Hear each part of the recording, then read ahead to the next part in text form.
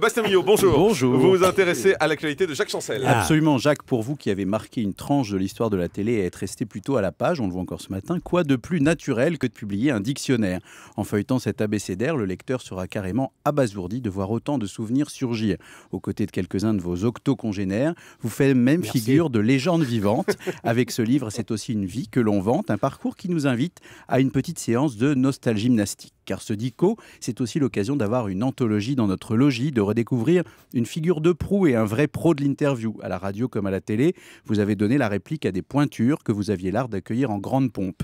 Beaucoup se souviennent encore par exemple de l'émission où vous receviez Herbert von Karajan. Il paraît que vous partagez avec ce grand chef d'orchestre la même devise face à la critique, les chiens aboient et la Karajan passe.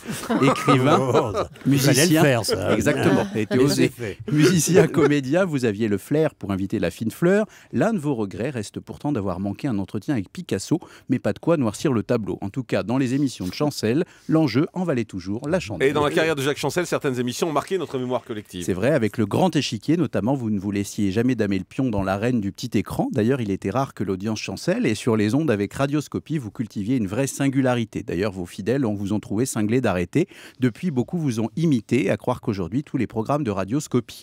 Dans les années 90, vous vous étiez remis Jacques Ancel avec Ligne de mire sur France 3. Et là encore, on avait pu constater votre savoir-faire en émission phare. Bref, pendant des décennies, vous avez réussi à être adoré dans la durée. Et cerise sur le gâteau des enfants gâtés de la télé, c'est toujours avec classe que vous meniez vos entretiens, histoire de laisser votre trace sans tomber dans le trash finalement.